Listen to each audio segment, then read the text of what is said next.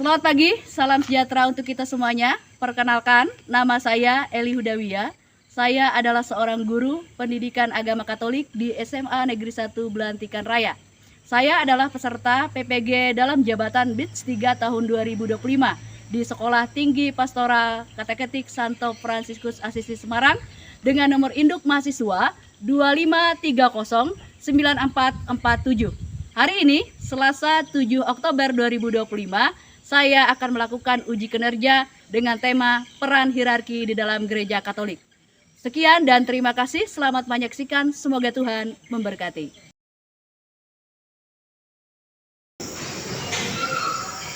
Selamat pagi semuanya. Apa kabar? Semangat pagi.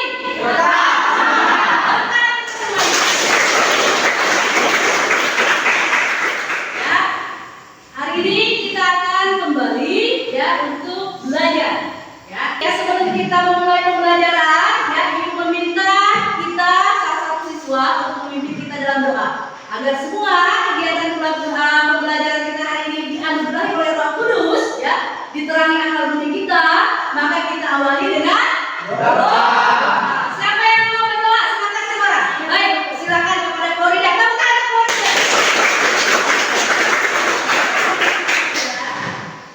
Teman-teman, marilah kita bangkit berdiri untuk berdoa. Dalam nama Bapa, Putra, dan Roh Kudus. Amin. Allah Bapa yang surga, kami mengucap syukur atas berkat dan perlindungan-Mu, karena Engkau telah melindungi kami dari tadi malam hingga pagi ini. Kami berkumpul kembali di sekolah ini.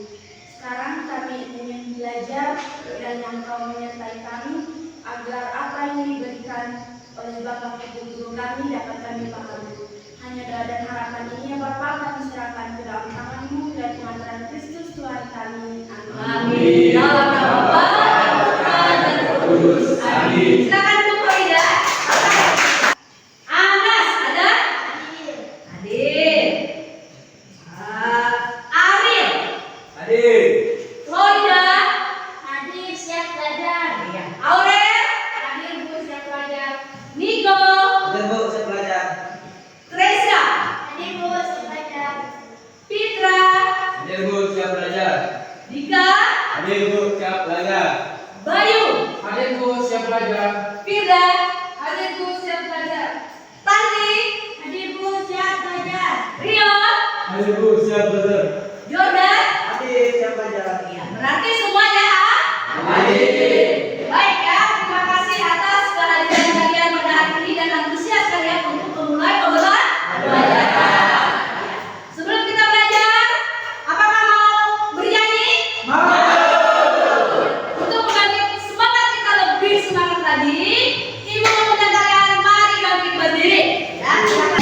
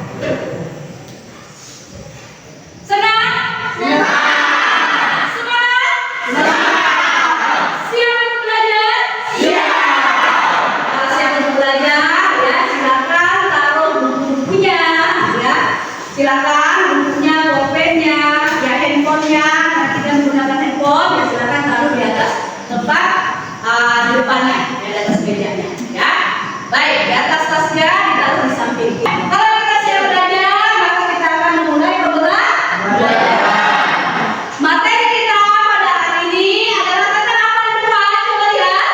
Peran hierarki dalam gereja Katolik. Peran hierarki dalam gereja Katolik. Ya, minggu lalu kita telah belajar tentang sifat-sifat gereja. Ada sifat gereja. Ya, ini adalah merupakan kekayaan iman gereja kita. Ya, kita sudah belajar tentang 4 sifat gereja. Ada yang tahu ada berapa? Apa saja sifat gereja Katolik? Saya dulu. Silakan. 1. Kudus, Katolik, dan Apostolik. Benar, Teresa? Coba ulang lagi. 1. Kudus, Katolik, dan Apostolik. Ya, 1 kudus, Katolik, dan Apostolik. Ya, ada 4 sifat-sifat gereja Katolik. Nah, dari 4 sifat gereja ini, ya, ada 1 sifat, ya, yang berhubungan dengan mata pelajaran kita hari ini, pertemuan kita tentang peran hierarki dalam gereja Katolik. Yakni, ya, sifat gereja manakah yang merupakan warisan, ya, dan ajaran para rasul yang harus terus dijaga, diwariskan dan diterapkan hingga hari ini. Ya, dari masa-masa sifat gereja yang mana? Apostolik. Gereja ya? Apostolik. Benar, Pak? Iya, ya, ya. Sifat gereja yang apostolik. Kira-kira siapakah mereka? Ya, ya, ya. Siapakah mereka? Ya, dalam gereja Katolik itu yang menjaga warisan iman yang diwariskan dari Yesus Kristus kepada para rasul, kemudian diwariskan hingga kini turun temurun kepada kita. Siapakah mereka itu? Ada yang tahu? Nah, silakan. Diakon, pastor, uskup, paus. Diakon, pastor, uskup, paus. Baik ya. Ya, sama seperti tadi ya. Siapa namanya? Florida sudah menjawab ya. Siapa saja pemimpin dalam gereja Katolik yang kalian kenal, mulai dari hitungan hingga tingkat dunia. Ulang lagi. Siapa namanya? Arif. Ya, baik, silakan. Apa saja? Dari mulai yang terendah, tingkat yang kamu kenal. Tadi teman sudah menyebut siapa? Diakon, pastor, paus, uskup. Benar? Bisa lagi berikutnya. Ya, 1 orang. Baik, siapa namanya? Jordan. Diakon, pastor, uskup, paus. Iya, betul. Ya, siapa mereka? Ya, mereka adalah mulai dari tingkat yang kalian kenal, yaitu dia. Naik lagi. Naik lagi. Naik lagi. Ya,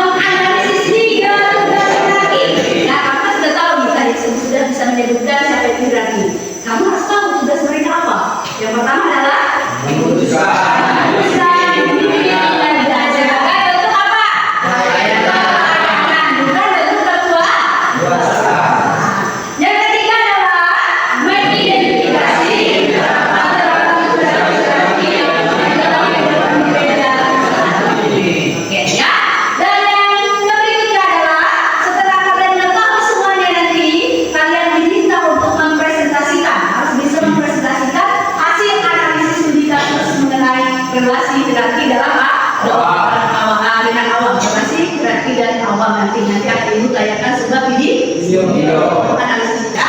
Baik, berikutnya ya kita menggunakan model pembelajaran problem learning ya. Pembelajaran ini yang berpusat kepada peserta didik untuk memecahkan suatu masalah nanti ya, yang ibu tanyakan lewat video nanti ya. Ibu di sini adalah sebagai pembimbing atau fasilitator, membimbing kamu dalam proses pembelajaran hari ini ya.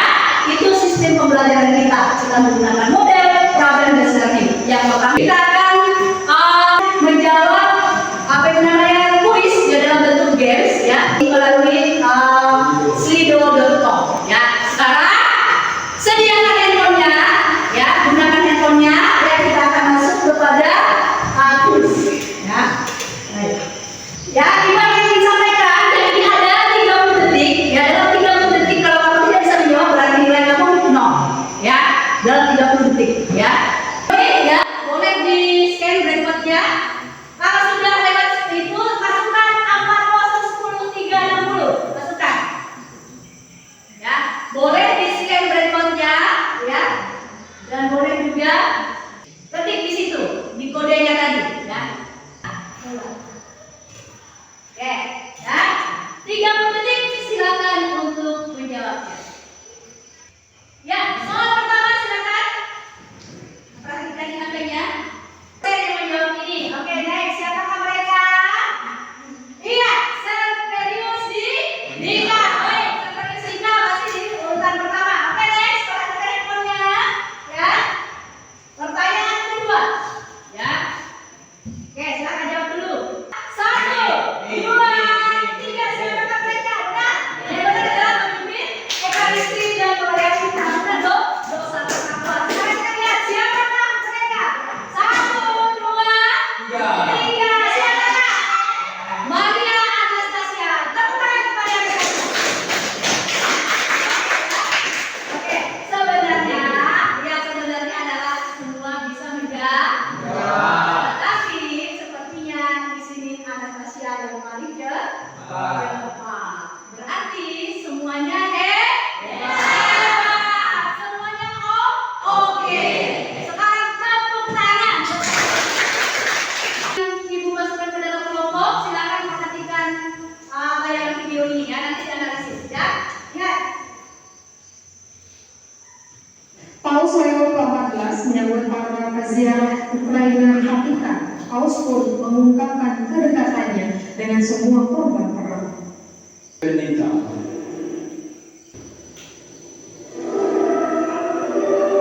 Di hadapan ribuan umat Kristiani, Paus Leo ke-14 mengingatkan per amore, che è sempre dalla parte degli ultimi, dei poveri e che sempre difenderà il sacrosanto diritto a Tulis hasil jawabannya, baca dulu petunjuknya, kemudian isikan nih ya di kolom ini ya, jawaban-jawabannya. Silakan kamu analisis, kamu jawab ini di sini. Sudah? Ya, silakan. Ini gimana? Ya, ya. Ini silakan kalian tulis di sini, misalnya masalah atau pesan utama apa yang disampaikan oleh Paus dalam video tadi, apa pesan apa? Satu tadi apa, tujuannya apa, tidak apa ya. Ada yang lain yang ingin bertanya, yang tidak paham? Ya silakan nanti. Apa bagaimana? Ya. Kenapa?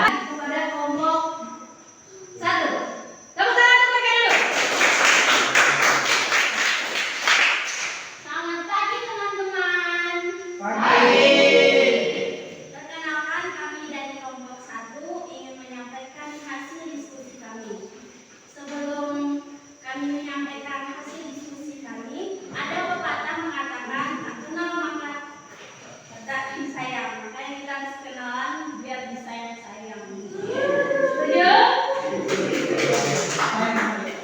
Perkenalkan, nama saya Moli dari Lokas dan teman-teman saya. Nama saya Aurel, nama saya Fani, Nama saya Diko. Nama saya Arif. dan kami akan menyampaikan hasil diskusi kami. Pertanyaan pertama, masalah atau pesan utama apa yang disampaikan oleh Paus dalam struktur kekuasaan berdasarkan tindakan Paus Leo ke-14 dalam video? Jelaskan perhatian kepada Matius bab 16 ayat 18 sampai 19.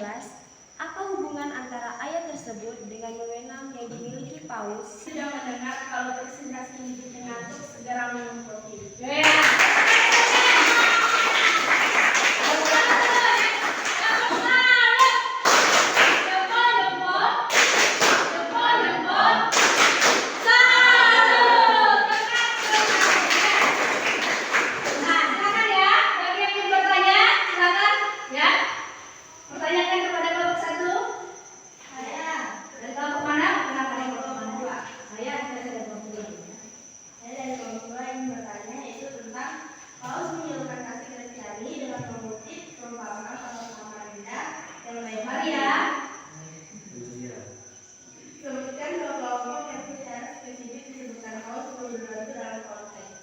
Jawabannya, kelompok yang disebutkan adalah korban perang Ukraina dan orang-orang yang dibikinkan oleh kepentingan politik atau ekonomi.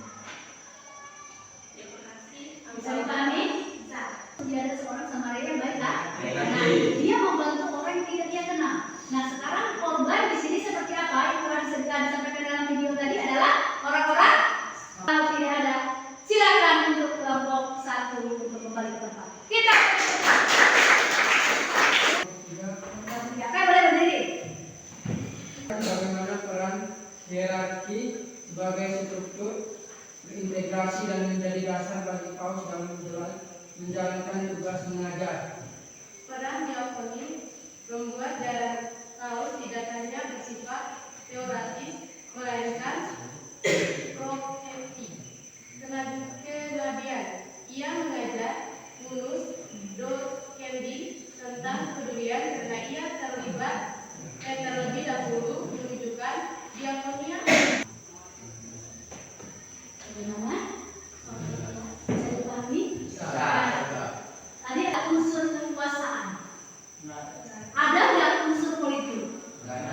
Ada nggak unsur hanya menginginkan kepentingan pribadi? Ada ya. Yang ditujukan itu lebih kepada seperti video adalah pelayanan. Iya, maka ya pembelajaran kita sudah kita laksanakan mulai dari tadi ya sampai saat ini. Kira-kira apa yang bisa kita simpulkan dari pembelajaran hari ini? Ada yang bisa menyimpulkannya? Boleh secara lisan ya. Silakan. Siapa angkat tangan? Kesimpulannya apa yang kita dapatkan hari ini? Boleh silakan. Nah, nyari-nyari.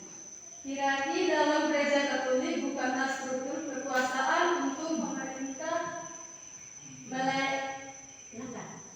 melainkan sebuah struktur pelayanan yang didasarkan pada teladan Yesus Kristus, Sang Gembala baik, yang bertujuan untuk melayani, mewujudkan, dan mempersatukan seluruh umat Allah dan memperjalankan menuju kekudusan. Hierarki adalah anugerah Tuhan bagi gereja. Oleh karena itu, keberadaan hierarki harus disyukuri dengan menghargai dan mendukung karya dan pelayanan. Ya silakan nyari-nyari. Hal baru yang paling menarik yang saya dapati dalam pelajaran ini adalah bahwa hierarki adalah jabatan suci dan perannya bukan struktur kekuasaan, melainkan struktur pelayanan yang didasarkan pada teladan Yesus Kristus Sang Pembawa. Iya, ya benar. Benar.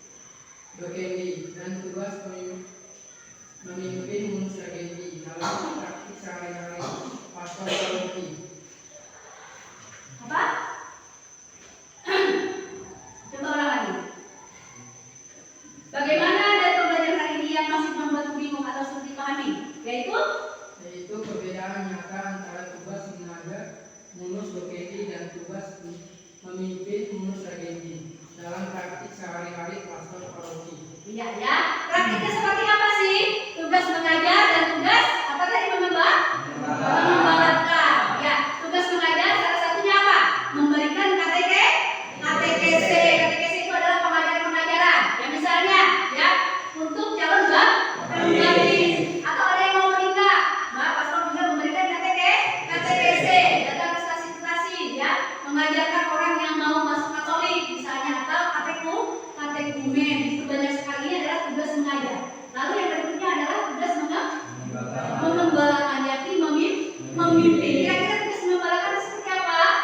Ya itu bedanya ya. Yang satu mengajar, yang satu adalah mengembalakan. Mengembalakan salah satu contoh tugas hierarki adalah memimpin ekaristi. Ini adalah salah satu tugas dari pengembalakan. Dalam ekaristi, seorang imam, seorang pastor paroki mengumpulkan. Contoh di sini ya, di stasi apa namanya?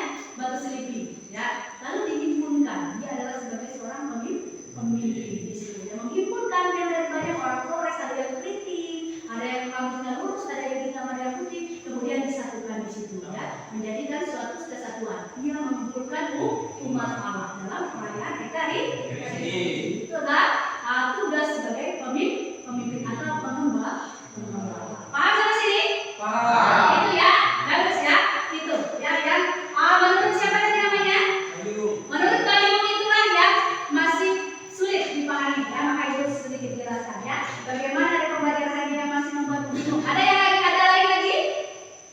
Ya.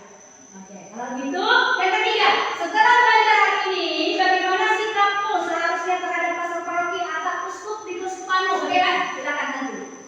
Yang benar adalah menghargai dan mendukung karya serta pelayanan hierarki dan sebagai kawan-kawan berpartisipasi aktif dalam misi gereja. Iya ya, berarti kamu datang untuk menghargai karya pelayanan pelayanan kaum hierarki tadi, melayani. Salah satu contohnya tadi seperti ibu katakan ya, banyak sekali sebagai lektor, untuk juga membantu pastor, menghargai mereka. Nah, sampai sini bisa dipahami pembelajaran kita hari ini? Bisa diterapkan dalam kehidupan sehari-hari sebagai anggota gereja? Mudah tidak? Mau menjadi saksi Kristus di tengah dunia? Mau menjadi gereja yang hidup? Mau membantu pelayanan hierarki?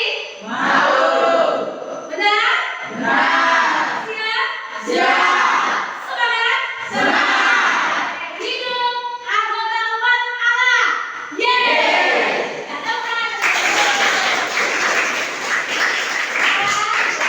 Sekarang sudah selesai ya, kita akan lanjut kepada bagian yakni ada di sini namanya kuis ya. Kita lanjut kepada kuis ya. Kita menggunakan kuisis. Di sini ada 10 soal ya. Ibu ingin mengukur ya kemampuan kamu selama proses pembelajaran hari ini ya. Sejauh mana kamu memahami ya. Kita mengevaluasinya melalui games, yaitu kuis interaktif dari